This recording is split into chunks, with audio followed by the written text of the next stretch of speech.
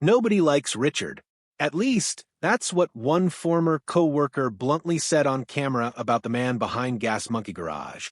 Millions of viewers heard it. Millions more wondered if it was just another piece of reality TV drama. But for Aaron Kaufman, the quiet mechanic with the wild beard and the golden hands, the truth behind that statement was far more complicated.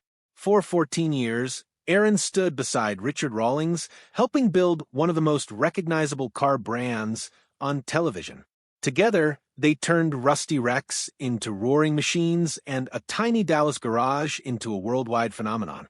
From the outside, it looked like the perfect partnership, but behind the cameras, the story was very different.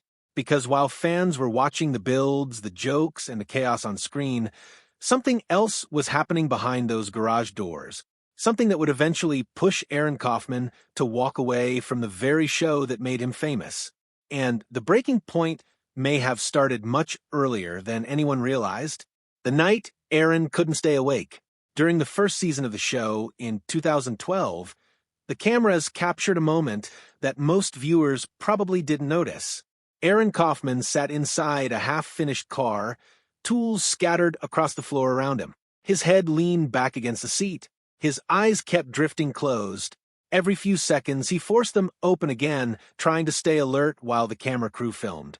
Then they closed again. Aaron had been awake for nearly 38 hours straight. And this wasn't some rare emergency deadline. It had quietly become the normal routine. Outside the shop floor, Richard Rawlings paced back and forth with his phone pressed to his ear, negotiating another deal. Another car. Another flip. Another promise to the network. Discovery Channel had asked for something ambitious, 12 builds in 24 weeks. Richard said yes immediately.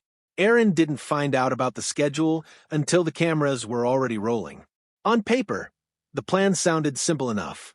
3 mechanics, 12 cars, 6 months. But the reality was brutal.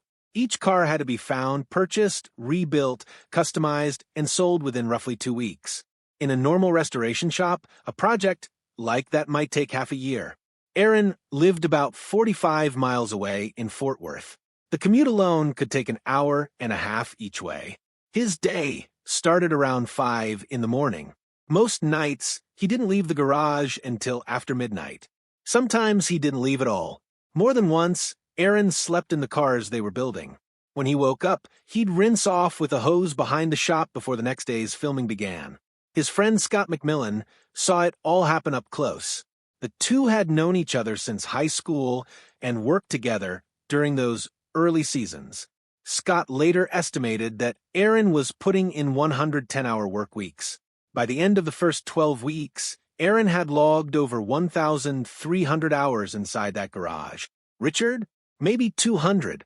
During one filming session, a director jokingly asked Richard how important Aaron was to the business. Richard laughed and said something along the lines of keeping Aaron chained to the shop so nobody could steal him. The crew laughed. Aaron didn't. He was underneath a car at the time, covered in grease, listening to every word. The show that changed everything. When the show premiered in June 2012, it exploded almost immediately. By the end of summer, it had become one of Discovery Channel's highest-rated series. Viewers loved the contrast between the two main personalities. Richard Rawlings was loud, fast-talking, and constantly chasing deals.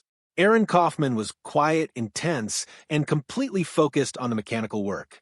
It was the perfect television formula. But Aaron never really saw it that way.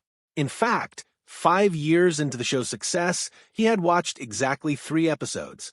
The premiere, and 2 episodes from a special event build. Out of more than 100 episodes, that was it. When people asked why, Aaron gave a surprisingly honest answer. If he watched the show and hated what he saw, it would make going to work impossible. He had no control over editing, no control over how conversations were cut together, no control over how his personality was presented to millions of viewers. So, he made a simple decision early on. Focus on the builds. Ignore the television part. As long as he never watched the finished product, he could keep showing up and doing the work without overthinking everything. But Aaron had never set out to be a TV personality in the first place. He was a builder, and that identity had started long before Gas Monkey Garage ever existed. Before the cameras, Aaron Kaufman grew up around machines, not through formal training or automotive school, but through curiosity. He learned by taking things apart and then figuring out how to put them back together. By the time he was 16, he already owned a heavily modified Jeep Cherokee. Friends quickly realized that if something broke, Aaron was the guy who could fix it. His first serious job in the automotive world came at a Dallas shop called 4-Wheel Parts. It wasn't glamorous work, but it would lead to the moment that changed everything. One day in 2004, a man named Richard Rawlings walked into the shop looking for help with one of his cars. He watched Aaron work for about 20 minutes. The way Aaron moved around the engine stood out immediately. Calm, focused, precise. Richard made a job offer right there on the spot. At the time, Gas Monkey Garage was barely more than a side project. Richard was still making most of his money selling medical equipment. The garage was small. Business was inconsistent. Some months were good, others were painfully slow. Aaron started as a junior mechanic, but it didn't take long before he became the person actually running the builds. Richard handled the deals, the marketing, and the big ideas. Aaron handled the cars. Long before television ever entered the picture, the two spent countless hours together on the road, hauling vehicles to shows around the country. The routine was always the same. Richard would drive until late morning. Then he'd crack open a beer, hand the wheel to Aaron, and Aaron would drive through the night. Richard later described those road trips as some of the best times of his life. Aaron rarely talked about them. That difference in perspective said a lot about their relationship, and years later, Richard made a comment that surprised many fans. He said Aaron had never really been his friend, only his employee. When television changed the rules, when Discovery Channel finally picked up their show, it came after years of failed pitches. Richard had been trying to get a TV deal for a long time. Most networks passed. One executive eventually took a gamble. The result was a hit, but television success came with a price. As the show grew bigger, the builds had to get faster, cheaper, simpler. The network wanted more episodes and tighter schedules. For Richard, that kind of pressure felt exciting. For Aaron, it felt like creative handcuffs. The tension started showing up in small ways. One of the strangest moments happened over something as simple as Aaron's beard. During one season, Aaron mentioned to producers that he was thinking about shaving it. They told him no, not as a suggestion, as an instruction. Aaron couldn't believe what he was hearing. The idea that someone else could tell him what to do with his own face felt ridiculous.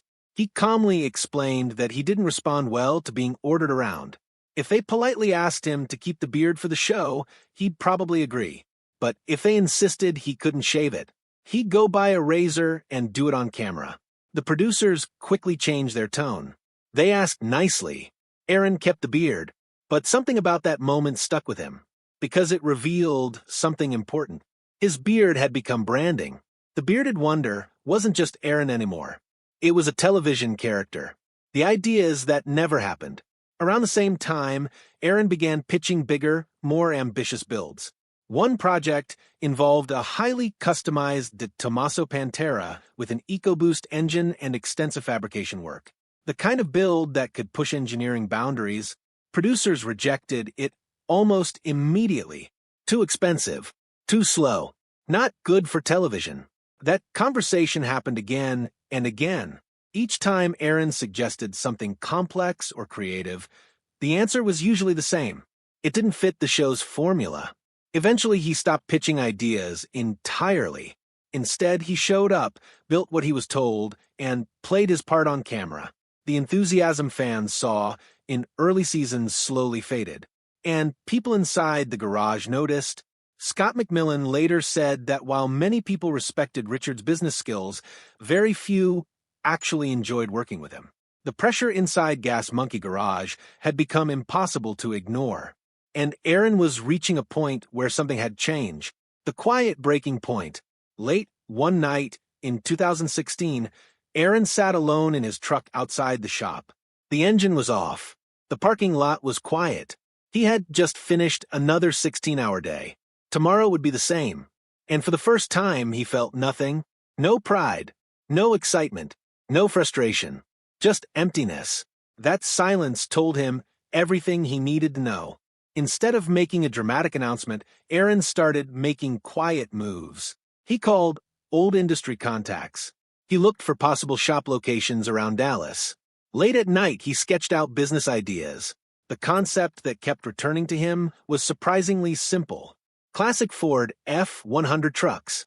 Reliable. Beautiful. Overlooked by much of the aftermarket industry. He saw an opportunity to build something focused and meaningful. But leaving the show wasn't easy. His contract with Discovery controlled not only his schedule, but even parts of his public image. When he first asked to leave, the network said no. They offered more money. Aaron wasn't interested. What he wanted wasn't a raise. It was freedom. Negotiations dragged on for months. Eventually, in early 2017, Aaron officially gave notice. His final episode aired that March. Fans immediately felt the difference. The chemistry that had defined the show was gone. And although the series continued for a few more seasons, it never quite felt the same. Starting over. Later that year, Aaron opened a new shop called ArcLight Fabrication. For the first time in years, there were no cameras, no producers, no artificial deadlines. At first, it felt like the freedom he had been chasing. Then reality set in. Running a business meant dealing with payroll, contracts, invoices, and cash flow. Instead of spending all day building cars, Aaron found himself buried in spreadsheets and phone calls. He later admitted that becoming the boss was harder than anything he experienced on television. But slowly, things began to stabilize. ArcLight developed a clear mission focused on classic Ford trucks. Aaron also returned to racing, something he had always loved, but rarely had time for. Then Discovery approached him again, this time with a different idea. Instead of rushing builds for television drama, the new show would follow projects over multiple episodes. Aaron would control the creative direction. He agreed. The result was a new series that focused more deeply on craftsmanship and engineering. It never reached the massive ratings of his previous show, but Aaron didn't care. For the first time, he was building projects he truly believed in. On his own terms. Where things stand today, people still ask whether Aaron Kaufman and Richard Rawlings are friends. The honest answer is complicated. They don't hate each other, but they're not close. Their relationship now exists somewhere between former co-workers and distant acquaintances who once shared an intense chapter of life.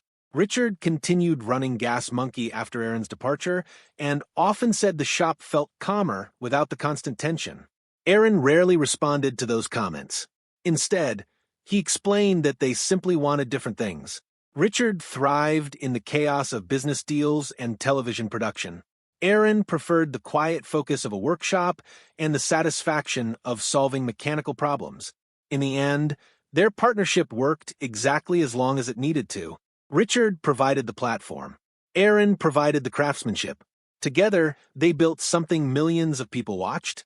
But once their goals changed, the partnership naturally came to an end. Today, Aaron splits his time between building trucks racing and working with automotive brands that value craftsmanship over speed. He still attends car shows. Fans still ask about the show that made him famous. And when they do, Aaron usually smiles, because despite everything that happened, that chapter of his life gave him something incredibly valuable, the chance to build his own path. The question now is whether that path will ever cross with Richard Rawlings again, or if their story together truly ended the moment Aaron walked out of that garage for the last time. What do you think?